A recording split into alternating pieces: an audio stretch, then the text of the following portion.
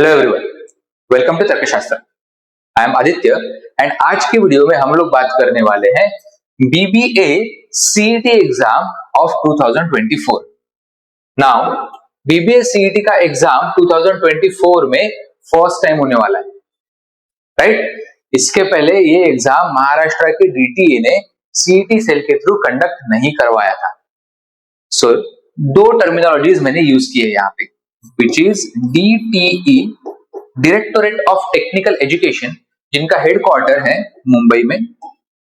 महाराष्ट्र में एफिलिएटेड जितने भी टेक्निकल कोर्सेस है, इंजीनियरिंग हो गया, बीबीए हो गया, बीसीए हो गया, ये सब courses are affiliated to DTE and इनका ही एक बॉडी है सीईटी सेल। जितने भी सीईटी एग्जाम्स होते हैं महाराष्ट्र में, चाहे वो एमबीए सीईटी रहे, एमसीए सीईटी रहे, बीबीए सीईटी रहे, इंजीनियरिंग सीईटी रहे, वो सब CET exams DTE CET cell के थ्रू कंडक्ट करवाता है। सो उन्होंने ये साल से बीबीए के लिए भी सीईटी कंडक्ट करने का डिसाइड किया हुआ है। The exam is going to be conducted in next week of 2024, in last week of May 2024। तो ये एग्जाम क्यों आया? पहली बात तो टिल लास्ट ईयर बीबीए के कोर्सेस में एडमिशन हुआ करता था 12th स्कोर के बेसिस पे, बट इसमें दिक्कत क्या थी कि there are multiple boards. State board ये तो महाराष्ट्र का है, इसके अलावा भी अदर स्टेट के अपने अपने state boards, then central board, ICSC, then there are IB, then there are Cambridge and other boards. अभी इन सब बोर्ड्स का मार्किंग पैटर्न अलग अलग है। अभी यहाँ पे स्टेट बोर्ड में स्कोर करना थोड़ा कंपैरेटिवली डिफिकल्ट था देन सीबीएसई। तो लेकिन जब हम लोग कैप राउंड के थ्रू कॉलेजेस के लिए अप्लाई करते थे बीबीए कोर्सेज के लिए, तो वो बोर्ड का या स्कोर्स का मार्जिनलाइजेशन या फिर इक्वलाइजेशन नहीं हुआ करता था। So to bring everyone on the same platform, अभी डीटीए ने क्या किया है कि BBA CET exam will be made compulsory for almost all the colleges in Maharashtra which are affiliated to the respective universities in Maharashtra. Ultimately, those universities are affiliated to DTE. तो DTE ने जितने भी colleges के courses का BBA course approve किया हुआ है, वो सब के लिए BBA CET exam will be made compulsory. So आज की वीडियो में हम लोग देखने वाले हैं top colleges in Mumbai and Pune which are supposed to accept BBA CET score। अभी तक कहीं पे भी ऑफिशियल वेबसाइट पे डेटा नहीं आया है, ठीक है? दिस इज माय गेस्टिमेट कि जो भी टॉप कॉलेजेस है उन सबको ये कोर्स कंपलसरी किया जाएगा। Then understand the exam pattern. Exam कितने मार्क्स का होगा, कितने सेक्शंस होंगे, कितना टाइम लिमिट रहेगा एंड क्या positive and negative marking scheme रहेगा। After that, most important topics, जितना ऑनलाइन डेटा ऑफिशियल सोर्सेस से, ट्रस्टेड सोर्सेस पे अवेलेबल है, वो सब कोलेक्ट करके हमने हमारा खुद का एक्सपीरियंस डाल के आपको कुछ सिलेक्टेड टॉपिक्स की लिस्ट बना के दी है। Even if you prepare those many topics, that should be more than enough, and study plan for the remaining number of days. So let us begin. Top colleges, Maharashtra का सबसे best university कहा जाता है Mumbai university for all the technical courses, and उनके under आने वाले ये सब कॉलेजेस है Jai Hind, Poddar, RHR, Mithibai Thakur, Sydenham, Hinduja and many other colleges are there which are supposed to accept BBA CET score. Similarly for Pune university, these are the colleges which are supposed to accept BBA CET score, ठीक है? Now this is all about the BBA CET exam। अभी अगर आप देखोगे तो there are 100 MCQs, okay, the exam will be of 90 minutes, 100 questions। तो आपको समझ में आता है कि this is the speed based exam, मतलब यहाँ पे difficulty level of the exam will not be higher, it will be easy to moderate, but candidates are expected to solve the questions as fast as possible। Historically भी अगर आप देखोगे, DT जो CET cell के through various CETs conduct करवाता है। जैसे मैंने आपको बताया एमबीए सीईटी होता है एमबीए कोर्सेज के लिए, एमसीए का सीईटी होता है एमसीए कोर्सेज के लिए, एंड इंजीनियरिंग सीईटी या जिसको लोग एमएच सीईटी बोलते हैं, which is basically for engineering courses. All these CET exams are comparatively easier. Difficulty level wise अगर मैं देखूं क्वेश्चंस का, so the difficulty level of questions is easy to moderate, but all these exams are speed based exams. Best example अगर मैं आपको दूं MBA CET का, तो 150 मिनट्स बट 200 क्वेश्चंस। तो आप जस्ट कैलकुलेट करके देखो, इट्स क्लोज टू 45 सेकेंड्स पर क्वेश्चन। 45 सेकेंड में क्या क्या करना है? 45 सेकेंड में आपको क्वेश्चन पढ़ना है, समझना है, प्रोसेस करना है एंड अटेम्प्ट भी करना है, करेक्ट। एंड वहां पे माउस पैड नहीं होता है। जब आप एग्जाम हॉल में जाते हो, कंपल्सरीली हर एक लैपटॉप के सामने, हर एक डेस्कटॉप के सामने माउस होता है, करेक्ट। तो आपको वो टिक मार्क भी करना है। All this is to be completed in 45 seconds, right. Similar pattern we can expect for BBA CET.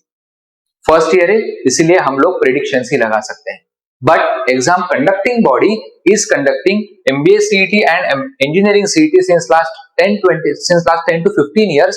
तो वो हिस्टोरिकल डेटा के बेसिस पे हम लोग आराम से जा सकते हैं एंड प्रेडिक्ट कर सकते हैं कि difficulty level of the questions will be easy to moderate. Topic को इन डेप्थ पढ़ने की जरूरत नहीं होती है, let me be very very clear. लेकिन बहुत सारे टॉपिक्स को फास्ट में क्वेश्चन सॉल्व करने की प्रैक्टिस बहुत ज्यादा करनी पड़ती है, ठीक है।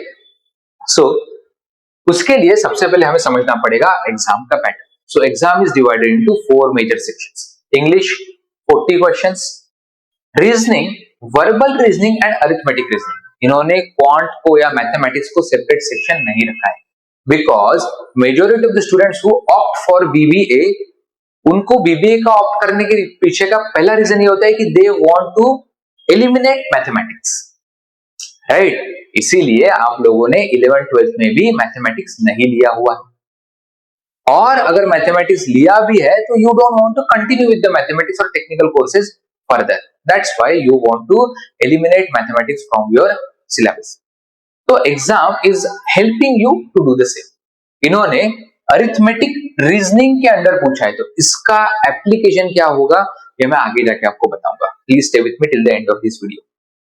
सो अरिथमेटिक के लिए उन्होंने 30 क्वेश्चंस डेडिकेट किए हुए हैं, देन जनरल नॉलेज के लिए 15 questions and computer basics which is very very basic, ठीक है। सॉफ्टवेयर के रिलेटेड कोई कोर्सेज क्वेश्चन नहीं पूछेंगे आपको, MS-CIT and basic hardware of computer उसके बारे में क्वेश्चंस पूछेंगे, जिसके ऊपर 15 क्वेश्चंस रहेंगे। There is no sectional time limit. Please let me be very very clear that there is no sectional time limit in any of the CET exams। Sectional time limit मतलब कि English के 40 question solve करने के लिए आपको 30 minute है, ऐसा restriction नहीं है। If you want you can take 40 minutes for to solve these 40 questions, you can take 30 minutes to solve these 30 questions। And GK के क्वेश्चन सॉल्व करने के लिए कोई कैलकुलेशन करने की जरूरत नहीं होती, राइट। जीके का आंसर एक तो मुझे पता है या फिर नहीं पता है। इट टेक्स हार्डली 30 seconds और maximum 40 seconds to process one GK question. So you can take 10 minutes over here and 10 minutes over here.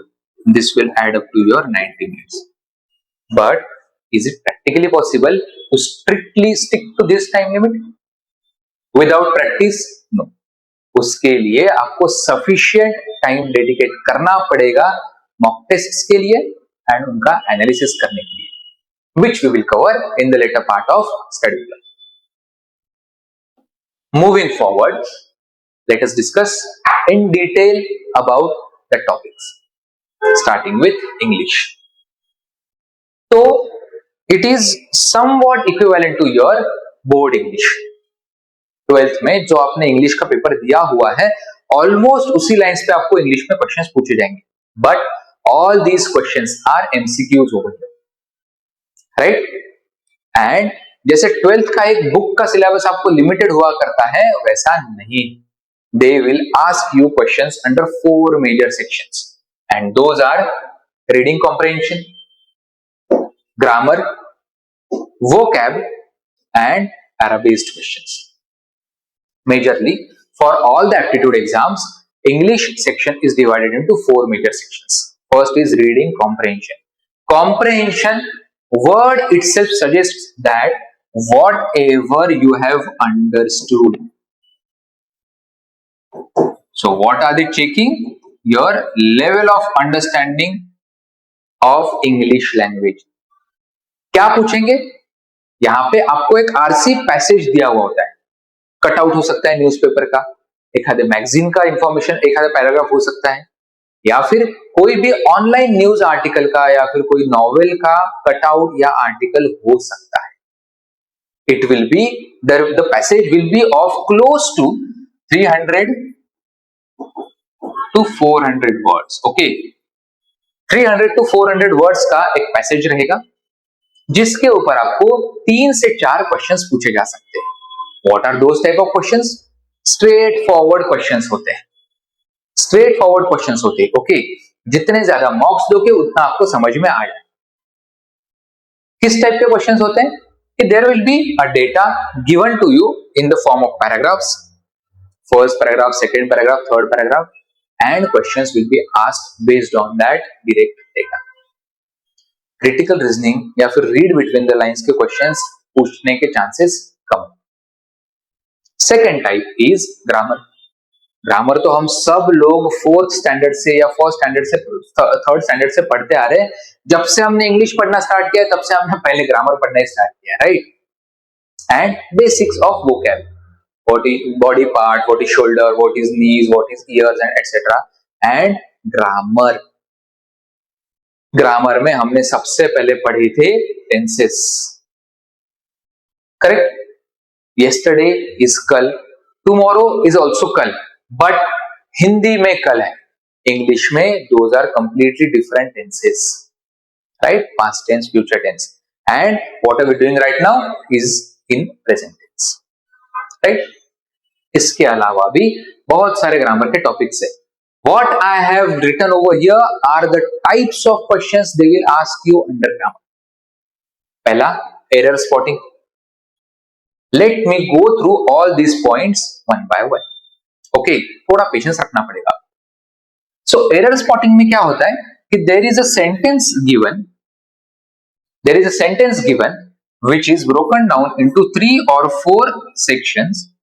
कोई तो भी एक सेक्शन में ग्रामेटिकल एरर हो सकता है, इधर पैरेललिज्म का एरर हो सकता है, या फिर टेंसेस का एरर हो सकता है, या फिर वॉइसेस का, स्पीच का, figure of speech, parts of speech, कोई भी टाइप का एरर हो सकता है. बहुत बेसिक होता है. If you are well read and if you are not reading only Instagram articles, ठीक है? इंस्टाग्राम का रीडिंग को वेल रेड नहीं बोलूंगा मैं, ठीक है?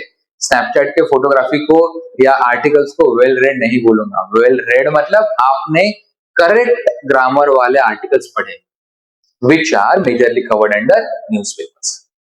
That is called as well read. Okay. So even if you spend 1 hour per day starting today in reading newspapers, आपका ग्रामर अपने आप ढंग का हो जाता है, ठीक है? You will be able to identify or spot those errors. Then next types are sentence correction, fill in the blanks.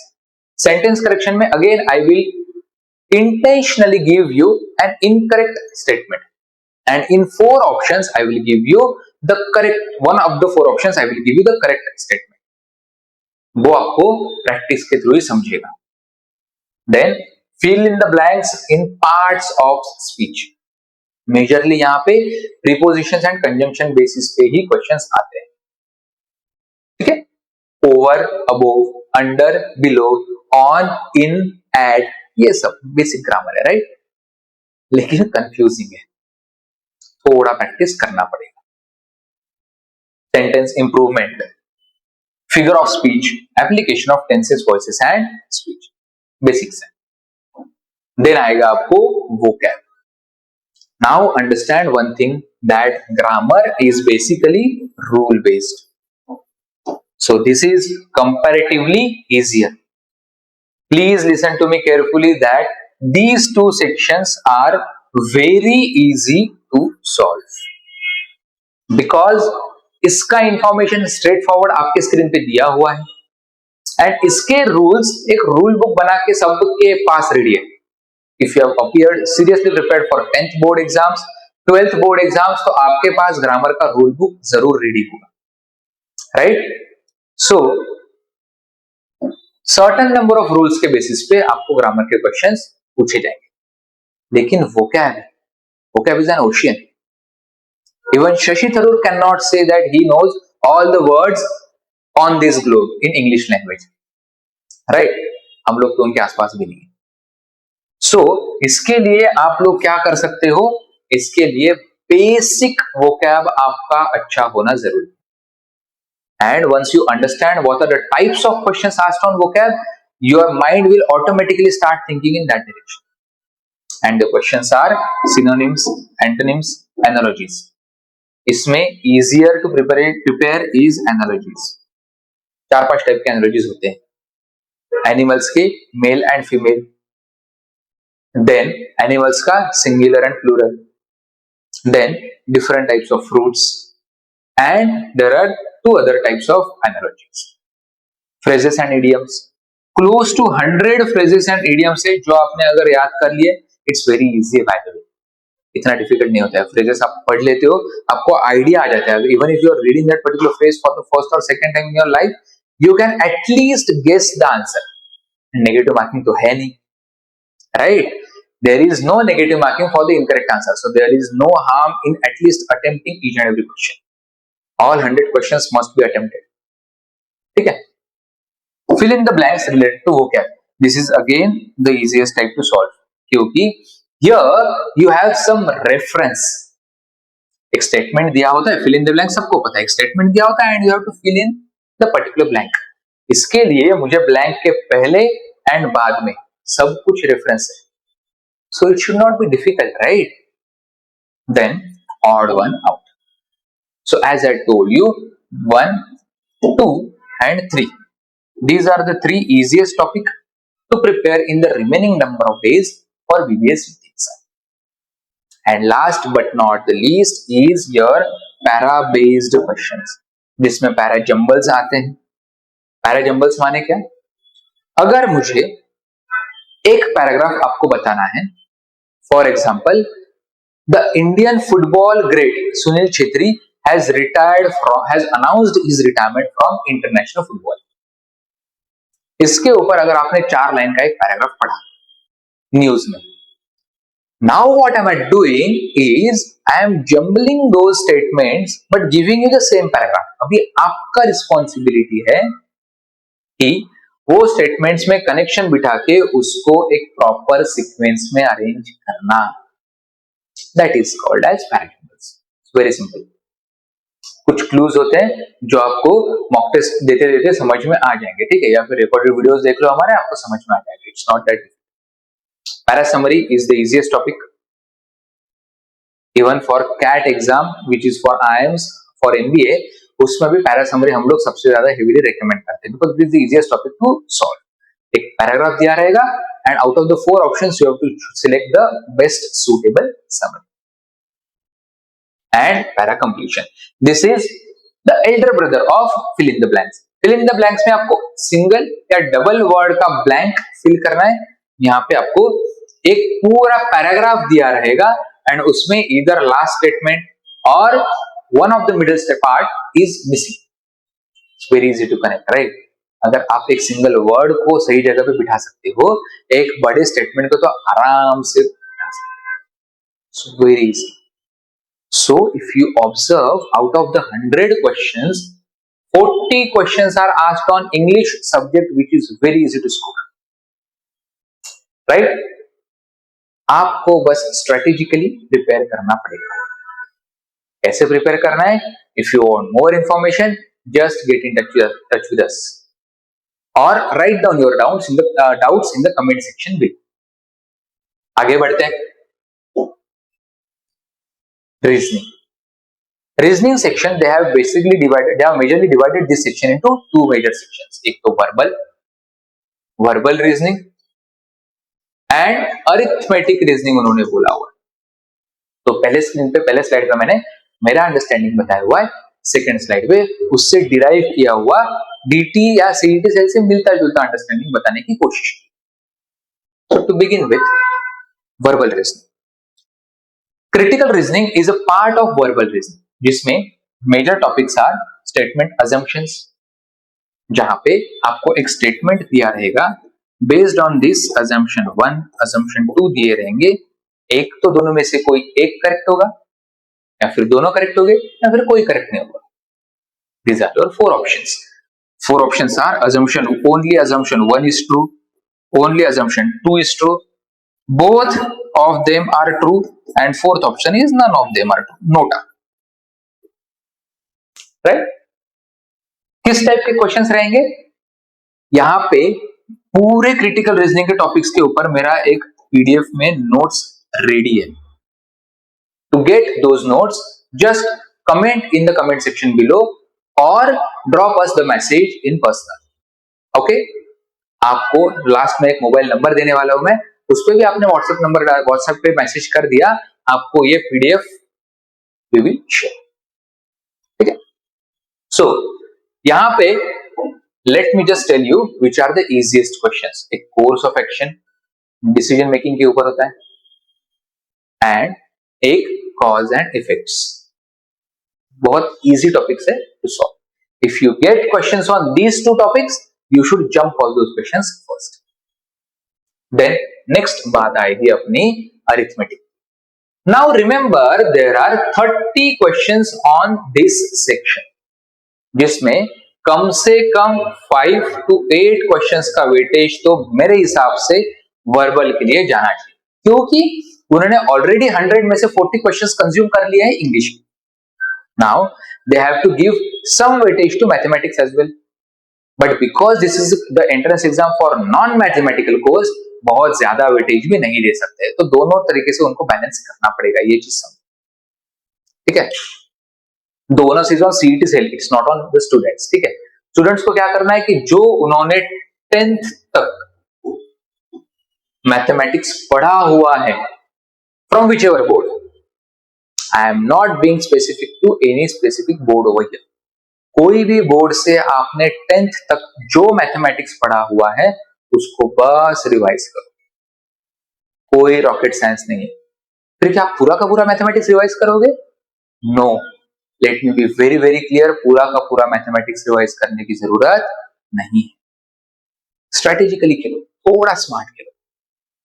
Subject में ही उन्होंने क्लियरली बताया हुआ है कि arithmetic reasoning.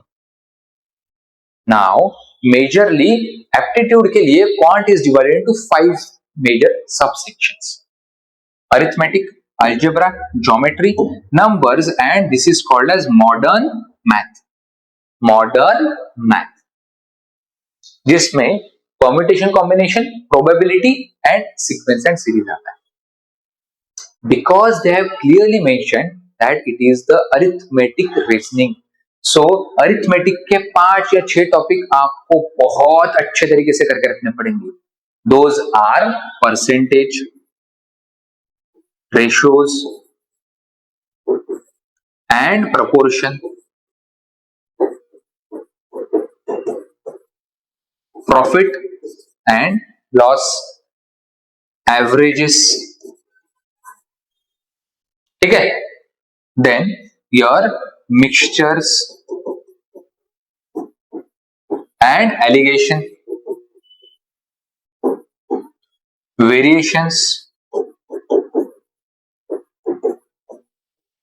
simple interest and compound interest।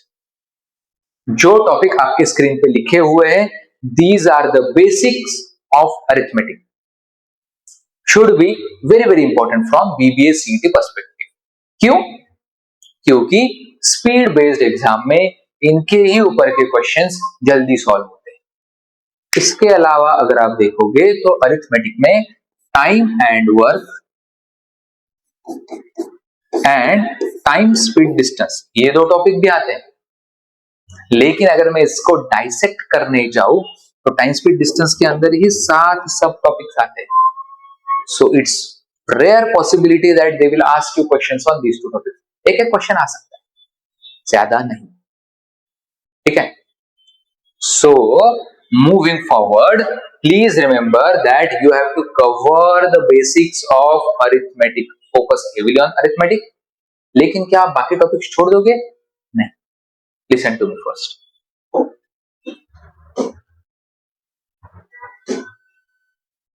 What is the definition of arithmetic? ये Google का definition, ठीक है, मेरा नहीं है. Arithmetic reasoning is the ability to understand and solve mathematical problems using basic arithmetic operations such as addition, subtraction, multiplication and division, जिसको हम लोग स्कूल के डेज में बॉड मास बोलते थे. BODMAS, bracket of division, multiplication, addition, subtraction. वही है basic application. ठीक है.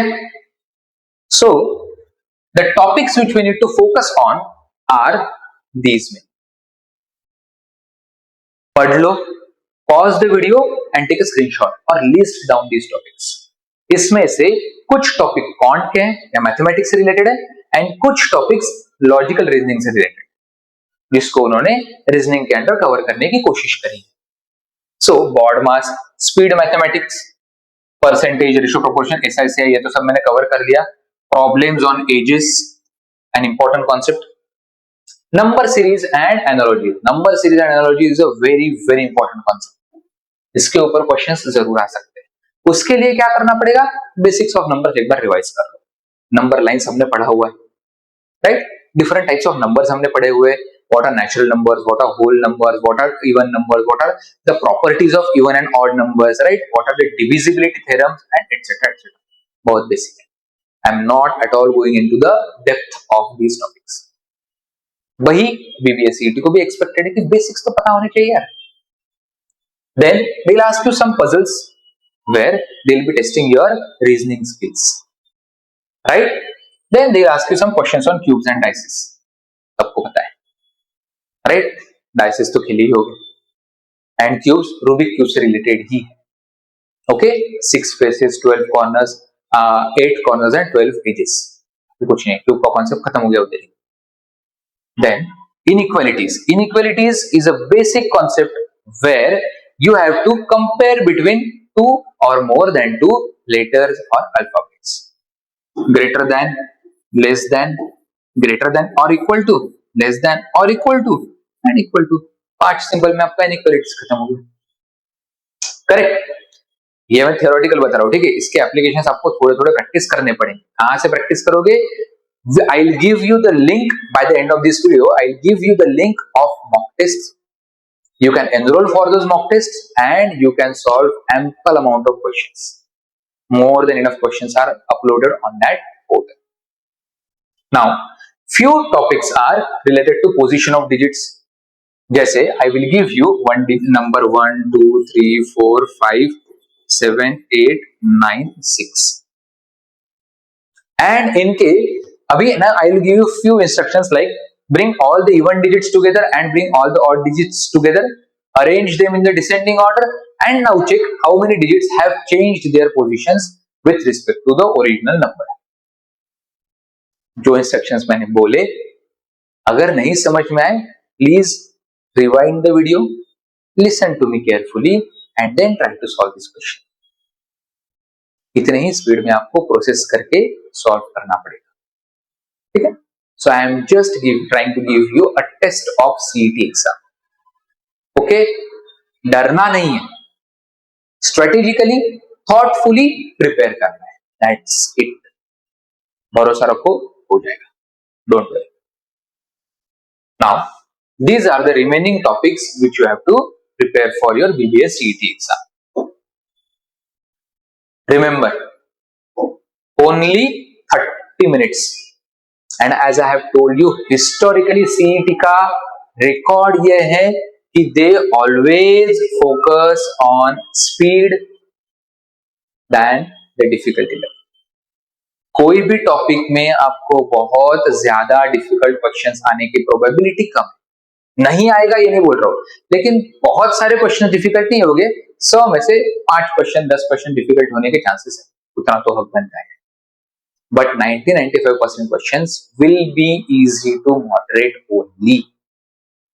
Okay, now moving forward to the लास्ट 2 and most important sections. Again, GK 15 ही मार्क्स है, बहुत इंपॉर्टेंट है, क्योंकि this is the time saver section. 15 minutes 15 questions के लिए आपको हार्डली 10 मिनट्स लगेगा. आई रिपीट, 15 क्वेश्चंस के लिए आपको हार्डली 10 मिनट्स लगेगा, नॉट मोर देन दैट. शायद आप 7-8 मिनट में भी सॉल्व कर पाओगे, लेकिन जो विनर रहेगा ना वो इधर ही खा जाएगा, समझ लो. क्योंकि मैथमेटिक्स एंड इंग्लिश तो सबने पढ़ा हुआ है, 10th तक पढ़ा हुआ है, कुछ लोगों ने 12th तक भी पढ़ा हुआ है. डिफरेंशिएटिंग फैक्टर कौन सा रहेगा? जीके. जीके कोई नहीं पढ़ता है, सब लोग इंस्टाग्राम स्नैपचैट पे लगे हुए, रील्स देखने में लगे हुए, शॉर्ट्स बनाने में लगे हुए एंड आईपीएल में लगे हुए, ड्रीम 11 खेल रहे, माई 11 सर्कल खेल रहे, 5 करोड़ जीतने की बात कर रहे. 15 क्वेश्चन जीके के सॉल्व करने की कोशिश करो, आराम से जीत जाओ. कैसे प्रिपेयर करोगे जीके के लिए? GK is very vast, but are you preparing for UPSC? No. Are you preparing for any public service exam? No. You are preparing for BBA. BBA, the course name is Bachelor of Business Administration. Anything or majorly the things which are related to business, those will be covered under these GK sections. हम लोग इतने सालों से MBA के entrance exams के लिए coaching करते आ रहे हैं. MBA के एंट्रेंस एग्जाम्स में भी बहुत सारे एग्जाम्स में जीके पूछा जाता है, लेकिन रैंडम नहीं, business related GK only. Okay, so आपको क्या करना है कि जीके को 2 पार्ट्स में डिवाइड करना है. Which are those 2 parts? Static and current affairs. Static में क्या क्या आ सकता है?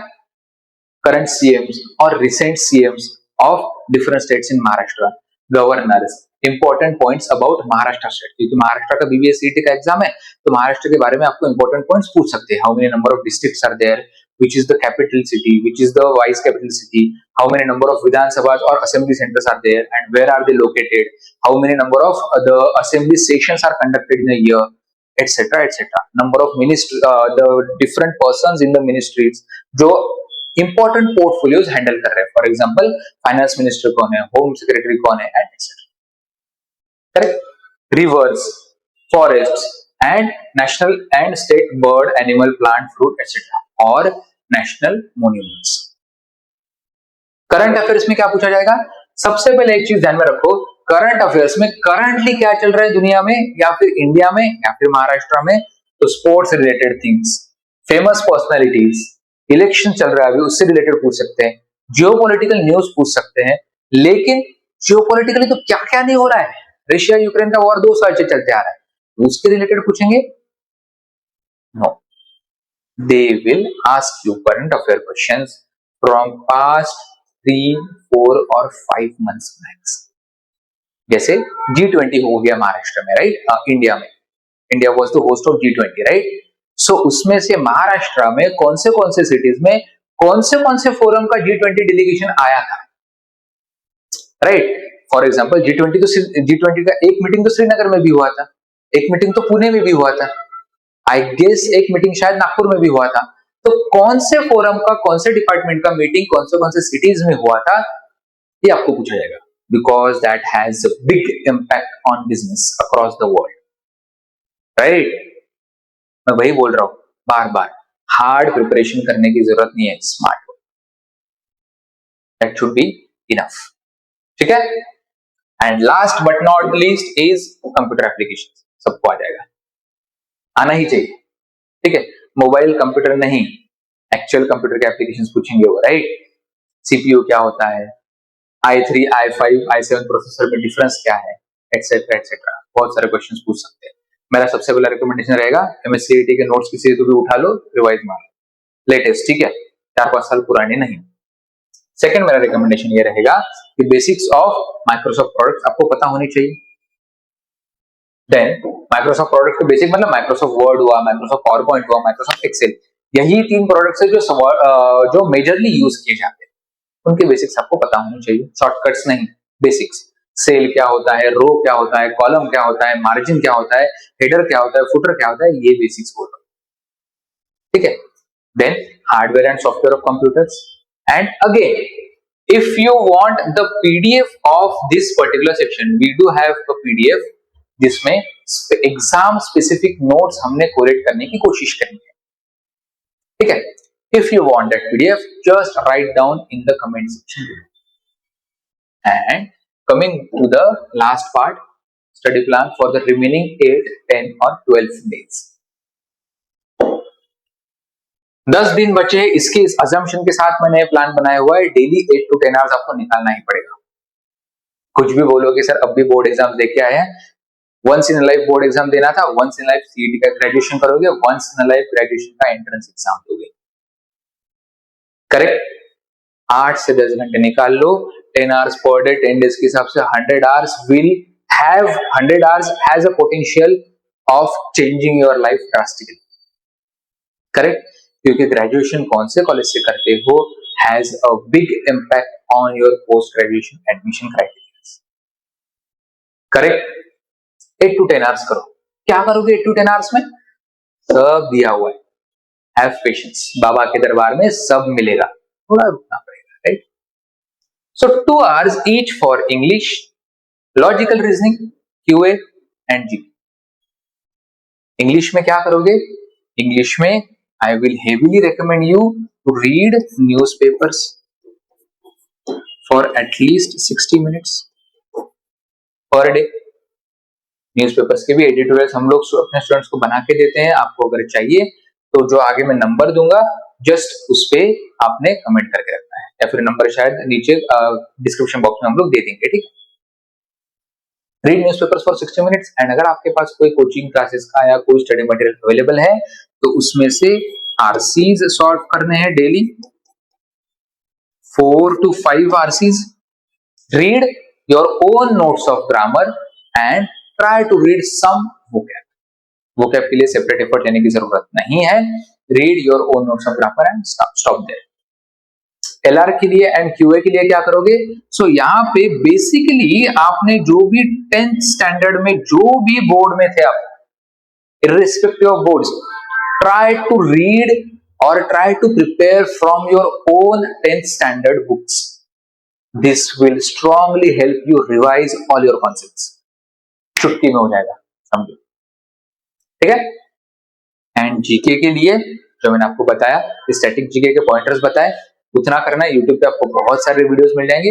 एंड करंट अफेयर्स के लिए यूट्यूब पे मंथ वाइज करंट अफेयर्स डालने वाले बहुत सारे यूपीएससी या एमपीएससी के चैनल्स होते हैं, उनके आपने जनवरी, फरवरी, मार्च, अप्रैल ये भी 4 मंथ्स के करंट अफेयर्स पढ़ लिए, should be more than enough to help you clear your BBA CET exam with good marks. Last, computer applications के लिए 1 hour should be more, overall 1 hour भी देते हो तो भी समझ में आ जाएगा आपको। बट सबसे इंपॉर्टेंट पॉइंट है डेली 1 मॉक टेस्ट। समझ में तो आए मुझे कि मेरा स्पीड कितना है, मुझे इंप्रूवमेंट्स कहां पे करनी है एंड कौन से सेक्शन के लिए ज्यादा टाइम देना है, ये कब पता चलेगा?